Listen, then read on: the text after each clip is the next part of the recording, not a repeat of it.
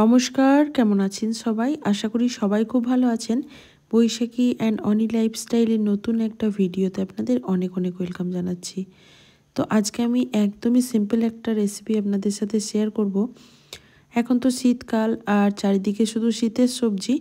তো আমার ছাদ বাগানে কিছু টাটকা সবজি হয়েছিল, তার মধ্যে থেকে এই যে পালং শাক আর ধনেপাতা এটা তুলে এনেছি।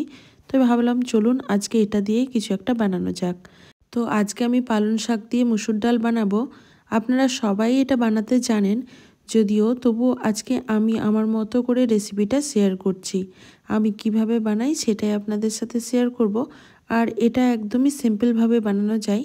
তবে এই রেসিপিটা বানাতে গেলে টাটকা তাজা পালং শাক, মানে যেটা কচি পালং শাক, সেটা হলেই বেশি ভালো হয়। তো আমি আমার প্রয়োজন মতো ছোটো বাটির 1 বাটি পরিমাণ মুসুর ডাল নিয়েছি, আর তাতে ওই 1 আঁটি পরিমাণ পালং শাক ব্যবহার করছি। তো দেখে বুঝতেই পারছেন শাকগুলো, এগুলো ডগা বা আগাগুলো কেটে নিয়ে আসা হয়েছে। যেহেতু আমি ছাদ বাগানে শাকটা লাগিয়েছিলাম আর ছোট টবের মধ্যে, তাই পুরো গাছটাকে তুলিনি, ওই ডগাগুলোই নিয়ে এসেছি। এখন আমি মুসুর ডালটাকে খুব ভালোভাবে ধুয়ে নিয়েছি আর এটা একটা কুকারে দিয়ে দিলাম। আমি বেশিরভাগ রান্নায় যেগুলো পসিবল হয় সেইগুলো কুকারে রান্না করারই চেষ্টা করি, এতে করে সময়টাও বেঁচে যায় আর গ্যাসটাও কম খরচা হয়।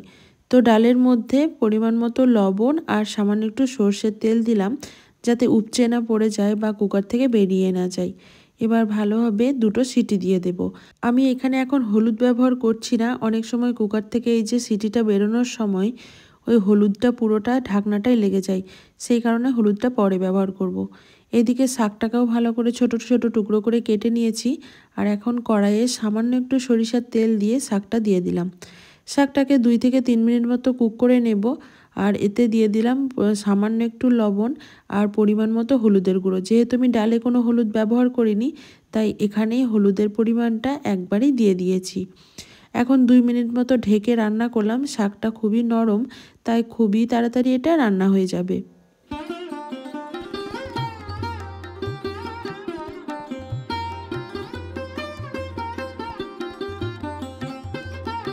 শাকটা খুব বেশি সেদ্ধ করব না, ওই 60 থেকে 70% মতো কুক করেছি, কারণ এটা ডালের সাথে আবার একবার ফুটাবো, তখন কিন্তু শাকটা গলে যাবে। এখন দেখুন আমি ডালটা অ্যাড করে দিলাম, আর ডালটা অ্যাড করে দিয়ে আমি এখানে পরিমাণ মতো জলও দিয়ে দেব। যতটা আমার প্রয়োজন হবে সেরকম জল বুঝে আমি ব্যবহার করেছি। এবার সমস্ত কিছু খুব ভালোভাবে মিশিয়ে নিয়ে আবারও ঢেকে কিছুক্ষণ রান্না করব, যাতে করে ডাল এবং শাক একদম 100% মতো কুক হয়ে যায়।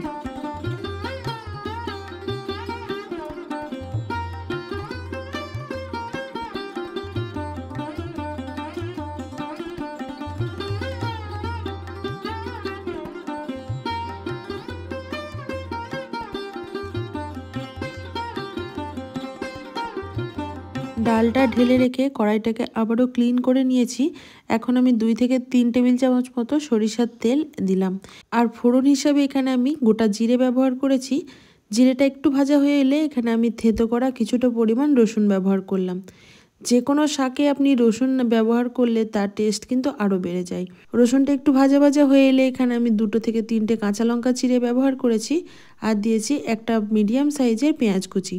সমস্ত কিছু খুব ভালো করে একটু সময় ধরে ভেজে নিতে হবে। যারা খেয়েছেন তারা তো জানেনই এর স্বাদ কতটা, আর যারা খাননি তারা একবার হলেও এরকমভাবে শীতের দুপুরবেলাতে মুসুর ডাল দিয়ে পালং শাকের রেসিপিটা খেয়ে দেখতে পারেন।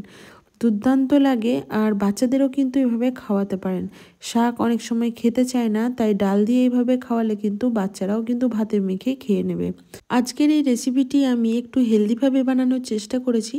আপনারা কিন্তু যদি ফোড়নে শুকনো লঙ্কা ব্যবহার করেন তাতেও কিন্তু এর স্বাদ আরও বেশি ভালো লাগে। সামান্য একটু চিনি ব্যবহার করলাম, যেহেতু শাক, তাই শাকের মধ্যে একটু চিনি দিলে তার টেস্ট অনেক বেশি ভালো লাগে।